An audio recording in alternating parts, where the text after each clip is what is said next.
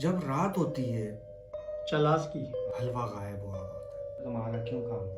دونوں ہاتھ زمین پہ مارنا شروع کر دیتی. سوچا یہ خواب میں ڈر گئی ہے. بھائی کا پیر پکڑ لیتی. قرآن کاغان ان کو آگے جانا ہوتا ہے. اس کی حاضری والی کیفیت ہو جاتی ہے. اب پکنک کے لیے آگے موو کر جاتے ہیں. السلام علیکم ناظرین، کیسے ہیں آپ؟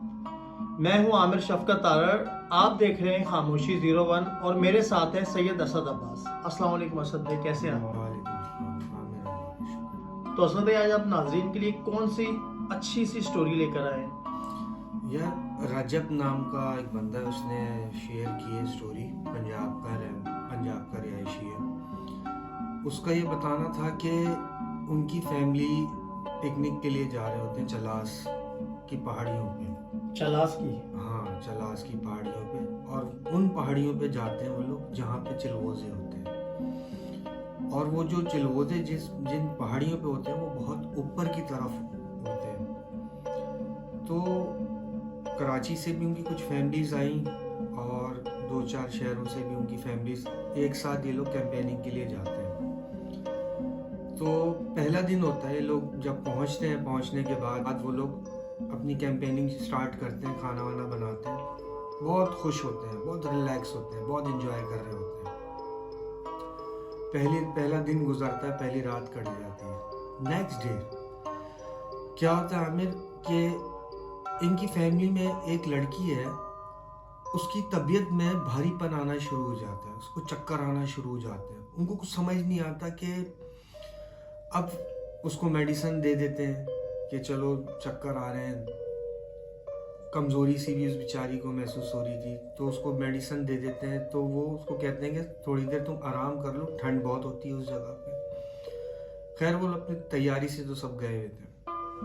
جب رات ہوتی ہے، رات مغرب کے بعد کا ٹائم ہوتا ہے ہمیں، کہ اس کے ہاتھ وائبریشن ہونا شروع ہو جاتے ہیں، شیولنگ ہونا شروع ہو جاتا ہے. لڑکی کے ہاتھ؟ لڑکی کے ہاتھ. اب سب سو رہے ہیں، رات کا تقریباً 2:30 بج رہا ہوگا. اس کا ہاتھ اتنی زوردار شیولنگ کرتا ہے کہ وہ زمین پہ سوتے ہوئے زمین پہ ہاتھ مارنا شروع کرتی ہے. ہاتھ مارتے مارتے دوسرا ہاتھ بھی زمین پہ مارنا شروع کر دیتی ہے. کچھ دیر گزرتی ہے کہ وہ دونوں ہاتھ زمین پہ زور زور سے مارنا شروع کر دیتی ہے اور اٹھ کے بیٹھ جاتی ہے. اب برابر میں اس کا بھائی لیٹا ہوتا ہے، والد صاحب لیٹے ہوتے ہیں. وہ اٹھ کے بیٹھ جاتے ہیں، پوچھتے ہیں کیا ہوا اس کو. اب وہ سمجھے کہ شاید خواب میں وہ ڈر گئی ہے. اس کو پانی پلاتے ہیں اور اس کو والد صاحب اس کو دم کرتے ہیں، اس کو سلا دیتے ہیں. خیر وہ رات بھی گزر جاتی ہے. اب اس کے نیکسٹ ڈے کیا ہوتا ہے کہ جب یہ لوگ کھانا بناتے ہیں تو میٹھا بھی ساتھ میں بناتے ہیں. میٹھے میں جو ہے وہ حلوہ بناتے ہیں، سوجی کا جو حلوہ ہوتا ہے.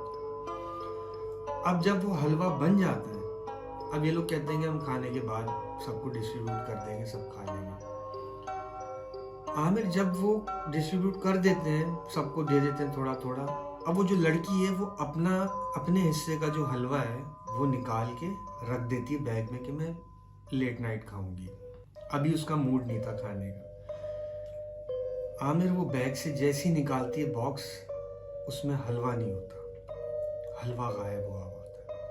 وہ پریشان ہوتی ہے، میرا حلوہ کس نے کھایا. وہ سب سے پوچھنا شروع کر دی. سب کہتے ہیں ہمارے پاس تو اپنا حلوہ تھا، ہم نے تو نہیں کھایا. وہ سوچتی شاید اس کے بھائی نے کوئی شرارت کی. وہ کہتے ہیں میں نے اپنا حلوہ اپنے والد صاحب کو دے دیا تھا، تو میں تمہارا کیوں کھاؤں گا. خیر جب وہ سونے لیٹ جاتی ہے، عامر پھر اس کا ہاتھ شیولنگ کرنا شروع کر دیتا ہے. پہلے رائٹ ہینڈ ہلنا شروع ہوتا ہے، زور پکڑتا ہے، وہ زمین پہ ہاتھ مارتی ہے.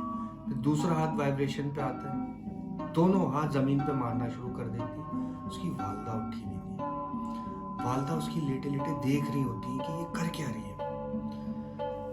اب اس کی والدہ بھی ڈر جاتی ہیں کہ کل بھی یہی واقعہ ہوا، ہم سب نے سوچا یہ خواب میں ڈر گئی ہے. اب انہوں نے ریل میں دیکھ لیا کہ تھوڑی دیر بعد کہ اس کے دونوں ہاتھ زمین پہ زوردار طریقے سے مارنا شروع کرتی ہے. مارتے مارتے اپنے بالوں کو کھول دیتی ہے.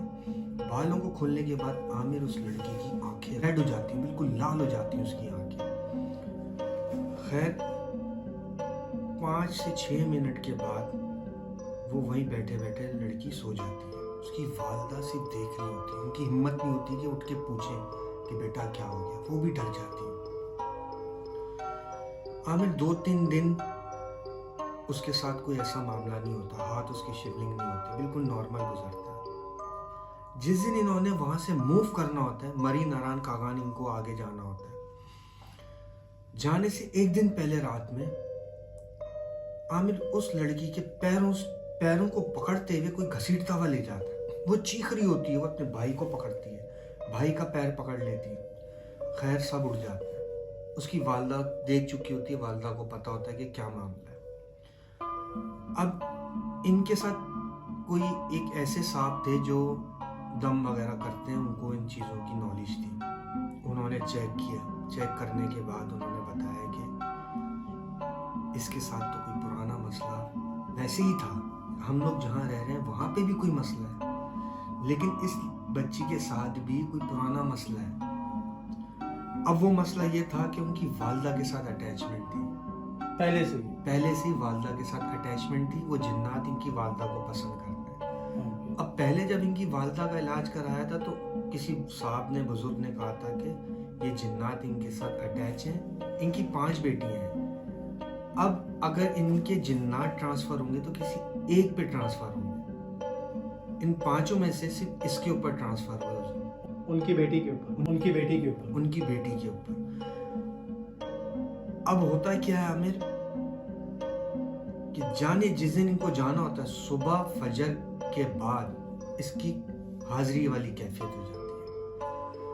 اور وہ اتنی زوردار طریقے سے اپنے سر کو گھماتی ہے, بالوں کو کھول دیتی ہے اور کہتی ہے کہ ہم بھی اس کے اوپر فدا ہے, ہم اس کے ساتھ ہی رہیں گے.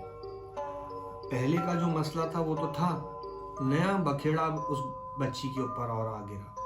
گھر والے پریشان کہ یار اب ہم کریں تو کیا کریں, کہ پرانی چیزیں بھی ساتھ تھیں اور نئے معاملات بھی اس کے ساتھ اٹیچ ہو گئے. خیر ان لوگ پکنک تو فی الحال کینسل کرتے ہیں.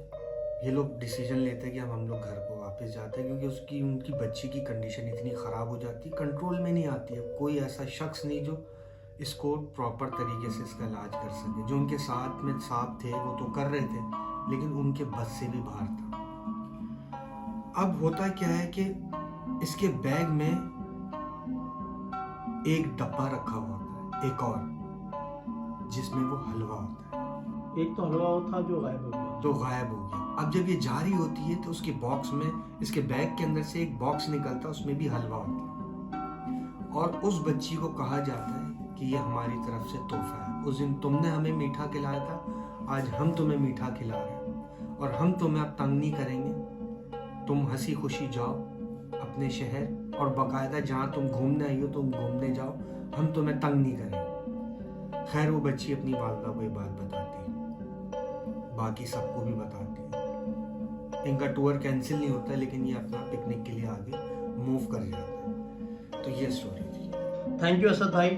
تو ناظرین آج کی سٹوری آپ کو کیسی لگی, اپنا فیڈ بیک آپ کامنٹ سیکشن میں ضرور دیا کریں, اس سے ہماری حوصلہ افزائی ہوتی ہے. اور جس نے ہمارا چینل سبسکرائب نہیں کیا, ہمارا چینل سبسکرائب کر لے اور بیل آئیکن آن کر دے, تاکہ ہماری تمام نئی آنے والی ویڈیوز آپ تک ٹائم ٹو ٹائم پہنچ سکے. آپ بھی ہمیں اپنی سٹوری شیئر کر سکتے ہیں انسٹاگرام پر اور واٹس ایپ پر. واٹس ایپ کا نمبر ہمارا اسکرین پہ چل رہا ہے, انسٹا پہ آپ ہمیں ڈی ایم کر سکتے ہیں, اس کا ایڈریس بھی ہمارا چل رہا ہے. مجھے اور اسد بھائی کو دیجیے اجازت. اللہ حافظ.